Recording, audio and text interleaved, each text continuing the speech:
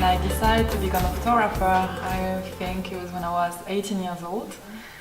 After high school, I decided to do, I wasn't sure, like I knew I wanted to do photography, but I wasn't sure if I wanted to do like a school or, you know, just be assistant for a photographer. I was wondering about a way.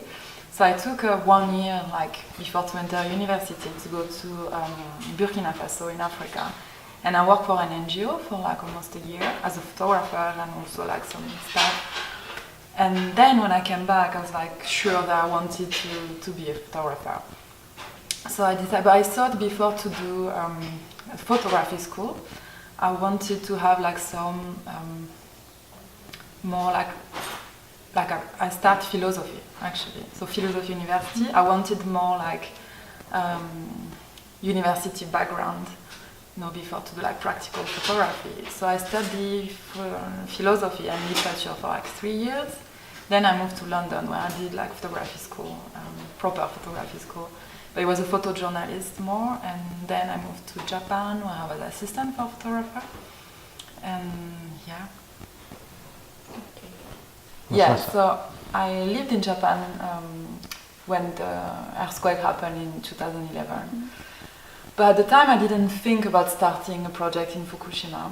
And like just I had to go back to UK for a personal reason. It was not related to the earthquake situation or like, you know, the radioactive situation or something. But anyway, gradually I start to think about a project in Fukushima. And then when I prepare the project, I read like all because my background is also literature and philosophy, so I read all the book and the writer, like French, like Michael Ferrier, or Japanese, like Enzaburo, Yoko Tawada, Yoko Ogawa, write also something, Ryoko Sekiguchi. There's a lot of writers that I really love the work about also Fukushima. But the book of Yoko Tawada, Journal des Jours Tremblants, was really the one that was like really impact on me. So I was reading that on my first trip to Fukushima. And when I came back to London, I was editing the project and I was just listening, I think it was during the summer 2012, I was listening Yoko Tawada on France Culture, like a French radio. And then I just messaged her, and I was going to Berlin for work, and I was like, can I meet you? I would like to show you my work. Then she was just like, come to my house and let's talk. And we talked for 7 hours that time. And at the end, I was like, we really felt a connection. And she, at the point, like she never went to Fukushima. She was really wondering if going to Fukushima will actually change our way to write or not. And so at the end of the 7-hour talk, I was just asking her, like, could you please write a text about my photograph? So I had the idea of like collaborative work with a writer, and you know, so writing and photography. And she didn't hesitate a second. She was like, yeah, sure, I will do it. And then gradually she started to think, okay, I will go to Fukushima also. So she met, at the time, she saw already almost all the people that were present, that were photographed in this exhibition. And she asked me, can I meet them when I go to Fukushima? So my friend and the person who was actually like helping me during the whole project, Yuriko Tanaka, was like fixer, the free fixer. She was like doing that genuinely because she wanted people to know the situation there. Met Yoko Tawada, and so she met all the people that I actually took photographs, and then wrote poem about it. She found like poem was more matching than just the text, and then she showed me the poem. And we met in Berlin again, and after the poem I had a different perception also reading the poem of the people, and so it was like this kind of like resonance work. We met a couple of times like this. I was going to Fukushima, then coming back, then like, you know, meeting her and exchanging about the people we both knew and also our work.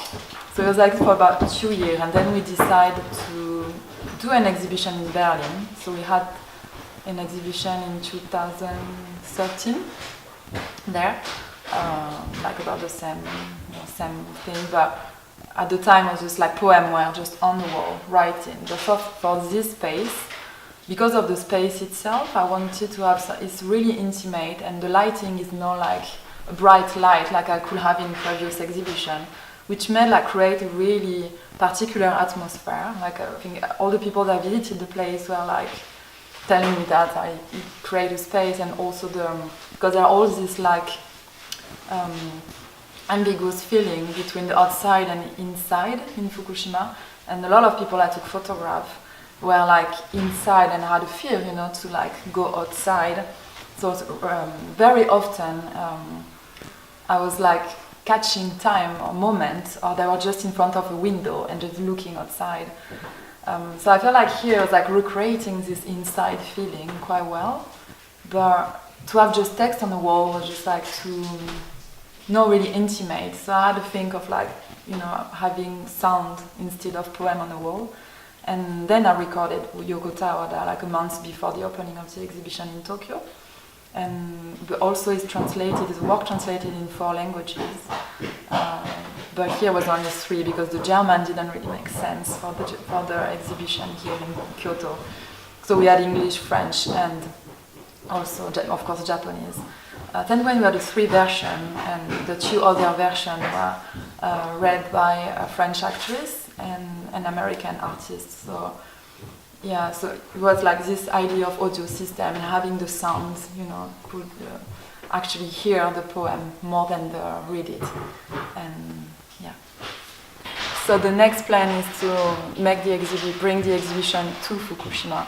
But I was in Fukushima last weekend, so I'm now like thinking in Fukushima-shi, Koriyama, or Iwaki. We're trying to find a space, so I met some people. So probably the next exhibition will be in Fukushima Prefecture, which is really important. And also with Yoko, we are probably going to publish the book after, because there's much more photos actually that was present in the exhibition. It's like 4 years of works, and it's an ongoing project. So it's something I wanted to like minimum about 10 years.